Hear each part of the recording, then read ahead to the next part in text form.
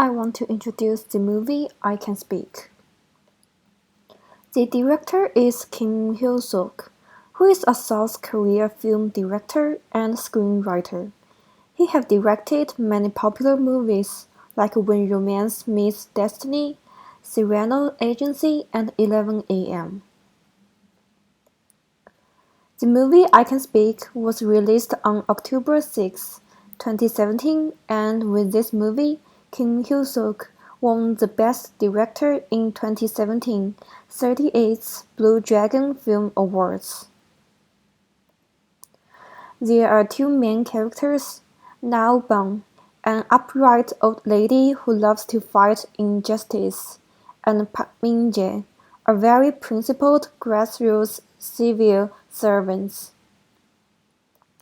The supporting characters are Jong-sing, Nao Bang's best friend but suffering from Alzheimer, Jin-Roo, who helps the elderly expose the crimes of the Japanese army, Park Eun-jae, Min-jae's young brother, woman from Jin-Roo, Nao Bang's neighbor, and Ah-young, Min-jae's colleague.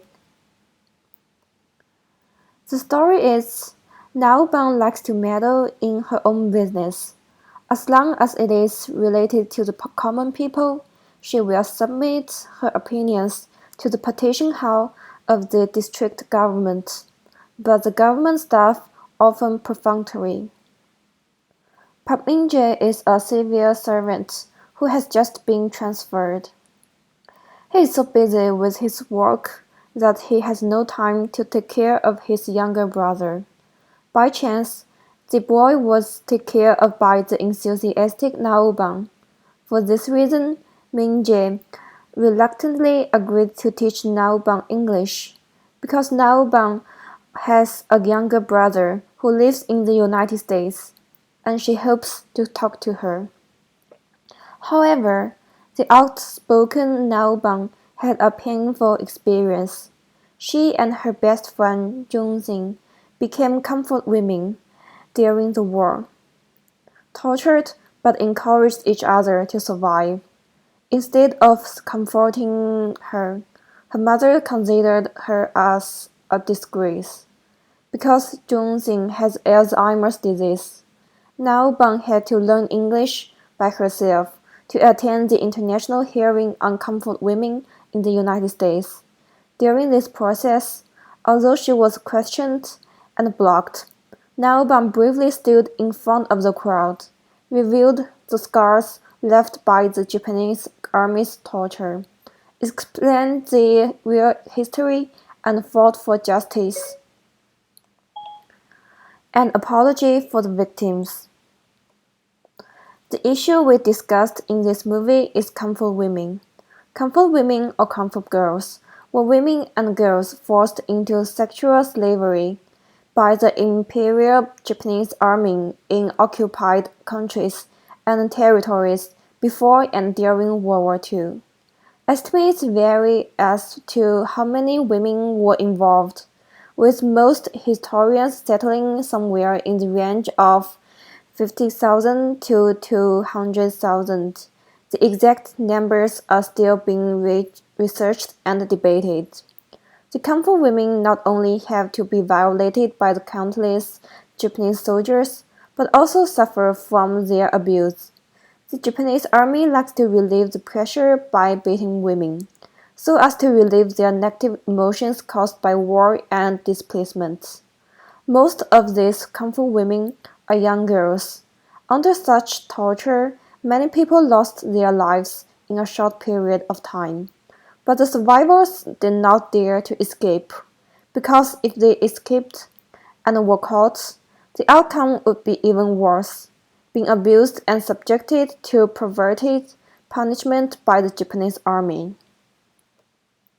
In 2007, international hearing on comfort women was held in the United States. Victims expressed the sense of the House of Representatives that the government of Japan should first formally acknowledge, apologize, and accept historical responsibility of its imperial armed forces' coercion of young women into sexual slavery during its colonial and wartime occupation of Asia and the Pacific Islands from the 1930s through the duration of World War II. Second, have this official and public apology presented in the Prime Minister of Japan.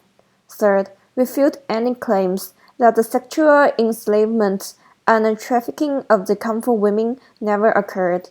And fourth, educate current and future generations about this crime while following the international community's recommendations with respect to the Kung women. In recent years, film and television works about Kung women have entered the public eye, hoping to bring them not disturbance but understanding and tolerance. Because what they need is not money, not sympathy, what they need is an admission of history and an apology for a crime. This movie is based on suffering, but it is not heavy. It makes people think, but it is not depressing. It makes you believe in the beauty of human nature. Noah Bang is like our grandma.